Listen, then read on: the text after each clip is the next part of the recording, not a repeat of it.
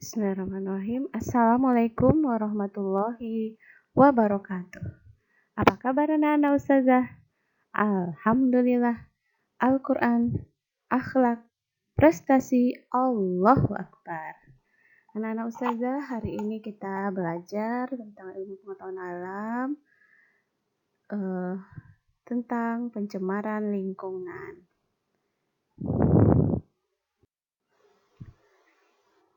Ini terdapat pada KD 3.8, pentingnya upaya keseimbangan dan pelestarian sumber daya alam di lingkungan. Tujuan pembelajaran, siswa mengetahui jenis-jenis pencemaran lingkungan dan akibatnya terhadap lingkungan. Nah, anak-anak ustazah, dalam Al-Quran, Allah berfirman tentang pencemaran lingkungan. Ini terdapat dalam surat Ar-Rum ayat 41, yang artinya telah tampak kerusakan di darat dan di laut disebabkan karena perbuatan tangan-tangan manusia. Allah menghendaki agar mereka merasakan sebagian dari akibat perbuatan mereka, agar mereka kembali ke jalan yang benar.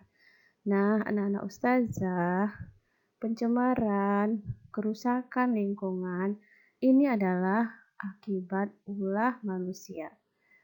Nah, Allah berharap kita diujinya dengan musibah, pembakaran, ledakan,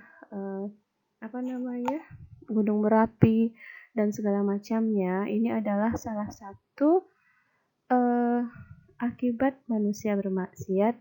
Ya, Allah ingin melihat kita bertaubat dan kembali kepada Allah Subhanahu wa taala, ya.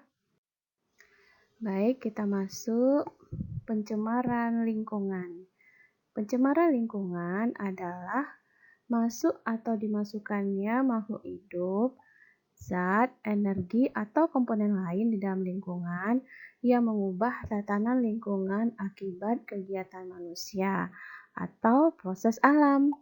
Nah, jenis pencemaran lingkungan ini terdiri dari pencemaran udara atau polusi udara, polusi air, polusi tanah, polusi suara, dan polusi cahaya.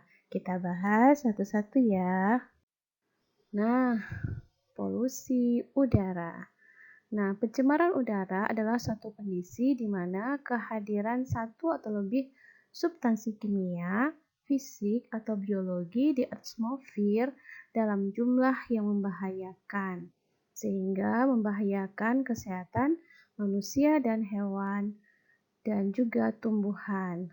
Apa dampak dari polusi udara? Yaitu adalah pencemaran udara, yang mana menyerang berbagai sektor kehidupan manusia dan makhluk hidup di bumi, baik faktor kesehatan, ekonomi, sosial, pendidikan, dan lain-lainnya, dan juga efek rumah kaca sehingga membuat lapisan ozon bisa menurun, ya. Kemudian polusi air, Polusi air adalah pelepasan zat ke dalam air tanah di bawah permukaan atau ke danau, aliran sungai, muara, dan lautan ke titik di mana zat itu mengganggu penggunaan air yang bermanfaat atau fungsi alami ekosistem, Jadi merusak ekosistem di perairan. Nah, akibatnya menimbulkan berbagai penyakit, merusak ekosistem, merusak rantai makanan, dan lain-lain. Nah, anak-anak ustazah, makanya kita jangan sampai membuang sampah ke dalam perairan, atau ke sungai karena mengakibatkan pencemaran di perairan. Kemudian polusi tanah. Pencemaran tanah adalah adanya bahan kimia yang beracun atau polutan, dengan konsentrasi yang cukup tinggi di dalam tanah sehingga berpotensi menimbulkan gangguan kesehatan manusia dan ekosistem di tanah ya. Akibatnya menimbulkan berbagai penyakit pada manusia, baik jangka panjang maupun jangka pendek. Jangka pendek misalnya mual, sakit kepala, pusing ya, sesak nafas ya, karena itu tadi ya pengaruh dari tanah tadi, dan jangka panjang bisa jadi kanker dan segala macam ya. Dan inilah yang membuat ketidaknyamanan di sekitar lingkungan yang tercemar daripada tanah ya. Kita lanjut. Kemudian polusi suara ya. Pencemaran suara adalah keadaan di mana masuknya suara yang masuk terlalu banyak sehingga mengganggu kenyamanan lingkungan manusia. Ya, akibatnya apa? Ya, bisa stres, kurang tidur, darah tinggi, jantung, dan yang paling parah adalah bisa merusak pendengaran kita. Oke. Kemudian ada lagi pencemaran cahaya. Polusi cahaya adalah kondisi cahaya yang terpendar berlebihan, ya.